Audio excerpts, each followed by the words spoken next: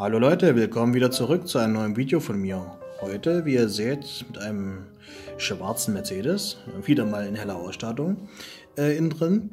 Und wir sehen hier vor uns den Mercedes S-Klasse W450 6,9 und die interne Bezeichnung für dieses Gerät ist W116. Und im Prinzip ist das der erste Mercedes, der im Prinzip diese neuen Designformen schon hatte. Oder beziehungsweise damals hatte, die bis heute im Prinzip darin sich immer wiederfinden in jeder S-Klasse. Wenn man mal genau hinguckt, erkennt man das. Kleiner Tipp, beachtet immer diesen Bereich hier. Und auch die Seitenlinien. Im Nachfolger sieht man es dann ganz eindeutig, dass das der Vorgänger war. Aber der kommt in meinem Video auch noch. Wird später übrigens hier in der Beschreibung verlinkt sein. Das Modell bzw. das Original ist von 1976 und wir haben das Modell hier von der Firma Norev. Ihr seht im Hintergrund, ich habe den schon mal ausgepackt, die Verpackung. Die zeige ich euch nur mal ganz kurz. Hier, Norev. Ja, hier, das ist keine Dealer-Edition. Ja, oben. Und die andere Seite, Norev.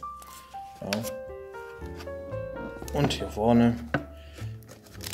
Ist auf jeden Fall praktischer als die letzte Norev-Verpackung, denn da war so ein Gestell mit drin, wie ihr euch vielleicht erinnert, bei dem roten Cabriolet, welches ich euch auch mal unten verlinke. Oder rechts oben in der Infocard. Je nachdem. Ja, wie gesagt, das Modell ist von Norev. Das ist begrenzt auf 1002 Stück. Und dieses Modell ist relativ schwierig zu bekommen. Also ich habe es mal gesucht. Ich finde es ausschließlich bei nur einem einzigsten Händler auf eBay und der kommt wohl aus Polen. Und es ist komisch, ich habe es nirgendwo anders gefunden. Also habe ich gedacht, ich schlage zu, weil der fehlt noch in meiner S-Klassensammlung. Und also da gab es eigentlich keine Diskussion drüber. Das Ding musste einfach mit in die Sammlung rein. Also schauen wir uns mal von Namen an. Wie ihr sehen könnt, ist hier der mächtige Kühlergrill von Mercedes. Ist eigentlich, ich finde es ganz gut umgesetzt worden.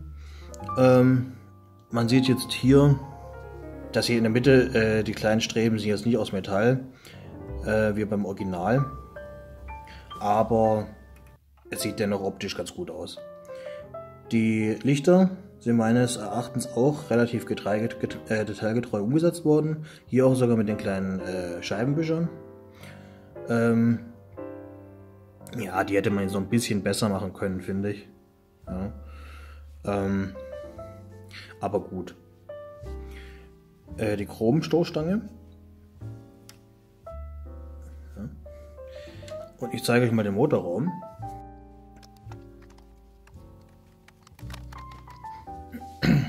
So, das ist der Motorraum. Und wir sehen, hier ist schon ein kleiner Fehler. Also die Lampe ist wohl hier nicht mehr in der Fassung richtig drin. Das finde ich jetzt nicht so gut, aber lässt sich vielleicht beheben. Ja, das ist der Motor. Gewaltiges Teil, wie gesagt, 6,9 Liter. Und ja, hätte man vielleicht etwas detaillierter noch machen können.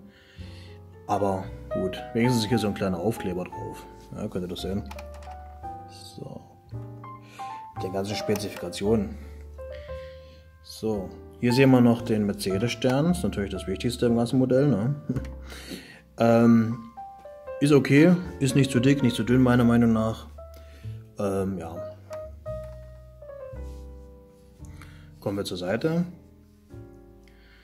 Die Felgen, da ist mir sofort aufgefallen,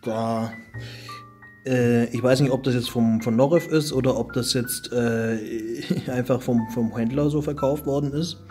Aber ich habe zwei von den Wagen gehabt und es ist bei beiden so gewesen, dass die Gummis der Reifen nicht ganz so korrekt drauf sind. Wenn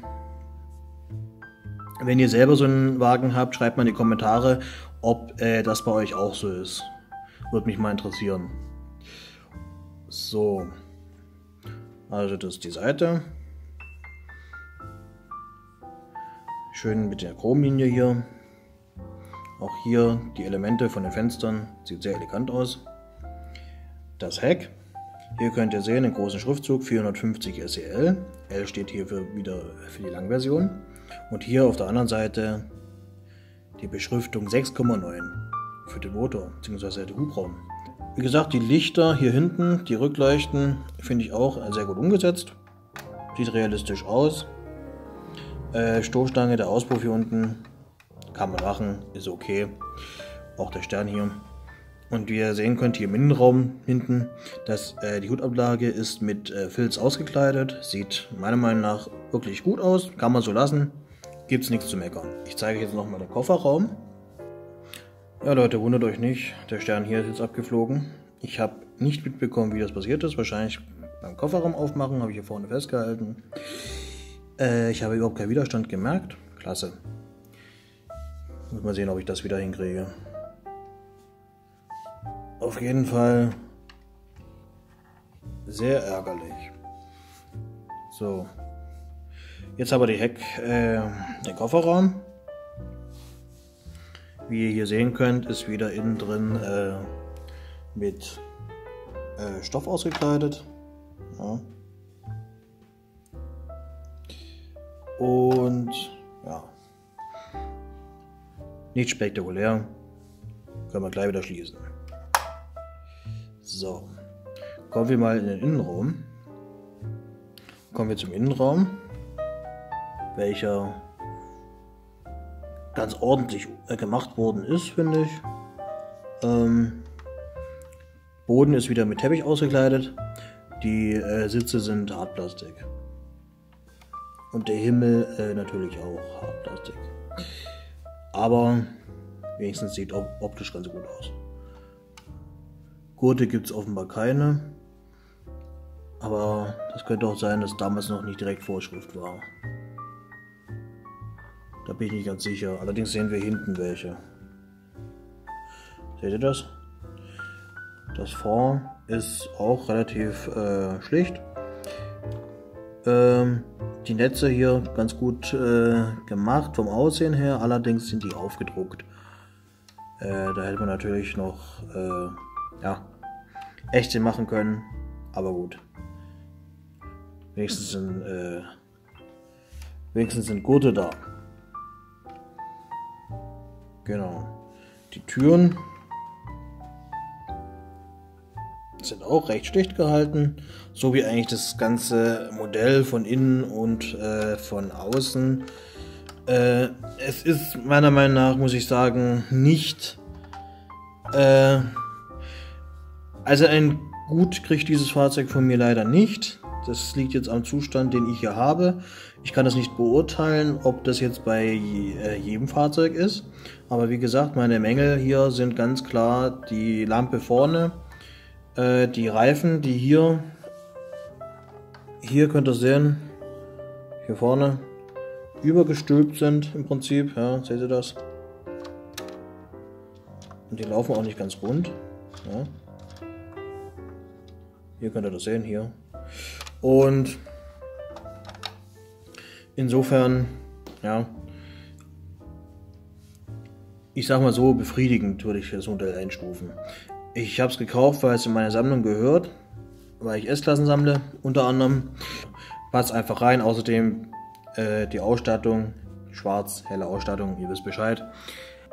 Aber es ist jetzt nicht das beste Modell, das ich in meiner Sammlung habe. Aber Noref hat ja bewiesen, sie können es auf jeden Fall besser.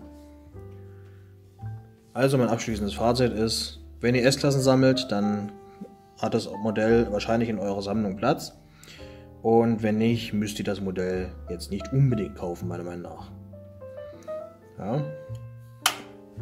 Also, ich beende hiermit das Review bzw. die Vorstellung des Wagens. Ich wünsche euch noch einen schönen Tag. Kommentiert bitte das Video, gebt mir einen Daumen nach oben, abonniert mich, damit ihr kein Video mehr verpasst, um neue Modelle zu sehen von mir. Und ja, habt einen schönen Tag und man sieht sich. Tschüss.